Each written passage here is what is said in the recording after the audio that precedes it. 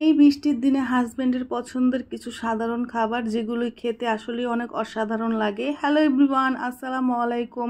বৃষ্টি নামলেই হাজবেন্ডের প্রথম চাহিদা থাকে তাকে খিচুড়ি রান্না করে দেওয়ার। তো যাই হোক, মেয়েকে স্কুল থেকে আনার পরে দুই ভাই বোন দেখেন কীরকম নাচানাচি শুরু করে দিয়েছে, কারণ আগের দিন রাতে তার পাপা সানগ্লাস নিয়ে এসেছে। সে সানগ্লাস দেখে তার আয়নার সামনে কিভাবে নাচানাচি করতেছে। বাচ্চাদের চাহিদা খুবই অল্প, ওরা অল্পতেই খুশি হয়ে যায়। তো যাই হোক, এগুলি দেখে রান্না বাড়ার প্রিপারেশন চলে আসলাম। তো এখানে আজকে খুবই সিম্পল কিছু রান্না বান্না করব। হাজব্যান্ডের পছন্দের সব কিছুই, তার বৃষ্টি নামলে এসব খাবার লাগবেই লাগবে। তো এখানে আমি চালে ডালে মিক্স করে দিয়েছি খিচুড়ি রান্না করার জন্য। আর কার কার ঘরে বৃষ্টি নামলে আমার মতো খিচুড়ি রান্না করতে হয় অবশ্যই কমেন্টস করে জানাবেন।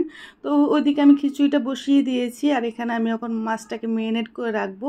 তো আজকে ঝাটকা মাছ ভাজি করব আমি। তো আমি কিভাবে ভাজি করি সেটাই আপনাদের সাথে শেয়ার করে দিচ্ছি। তো এখানে আমি পেঁয়াজ, হলুদ মরিচের গুঁড়া পরিমাণ মতো নিয়েছি, আদা রসুন লবণ দিয়ে খুব ভালোভাবে হাতে মেখে নিয়েছি। তারপরে এখানে আমি মাছ দিয়ে দিয়েছি, তারপর একটু তেল দিয়ে দিব যাতে মাছের মধ্যে মশলাটা খুব ভালোভাবে মিক্স হয়ে যায়। আসলে তেল না দিলে অত ভালোভাবে মিক্স হয় না। তো যাই হোক, এখানে আমি সব মশলাগুলি মিক্স করে নিচ্ছি।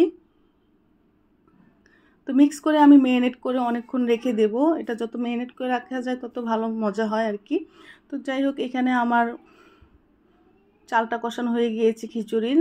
তো আমি ভালোভাবে নাড়াচাড়া দিয়ে পানি দিয়ে বসিয়ে দেব এখন। তো পাশের চুলায় আমি অলরেডি আলু ভর্তার জন্য আলু বসিয়ে দিয়েছি।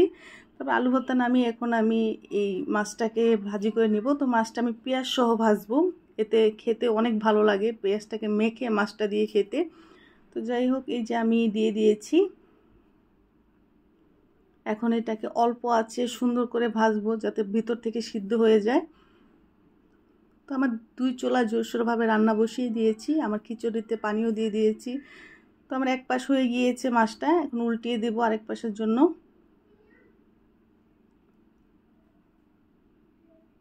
এটা কিন্তু খুবই কম আঁচে ভাজতে হবে, না হলে মাছটা পুড়ে যাবে, সিদ্ধ হবে না, যেহেতু এখানে কোনো পানি অ্যাড করা হবে না। তো যাই হোক, আমার খিচুড়ি হয়ে গিয়েছে, এখন আমি ঘি দিয়ে দমে বসিয়ে দেব। তো খাওয়ার আগে এটা করব, তার আগে না। তো আমার দোনো পাশ হয়ে গিয়েছে, খুবই ভালোভাবে সিদ্ধ হয়ে গিয়েছে। কয়েকটা কাঁচামরিচ দিয়েছি ফ্লেভারের জন্য।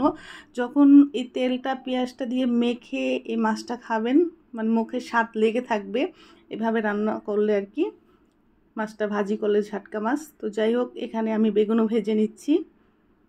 আসলে খিচুড়ির সাথে বেগুন ভাজা, আলু ভর্তা, মাছ ভাজা এসব খাবারই খুব ভালো লাগে আমার কাছে চিকেন বিফের থেকে। রান্না কমপ্লিট। তো রান্নাগুলি কিন্তু খুবই সিম্পল ছিল, বাট এসব রান্না খেতে সবচেয়ে বেশি মজা লাগে। হাজবেন্ড তো আমাকে রেখেই খেতে বসে পড়েছে। আল্লাহ হাফেজ।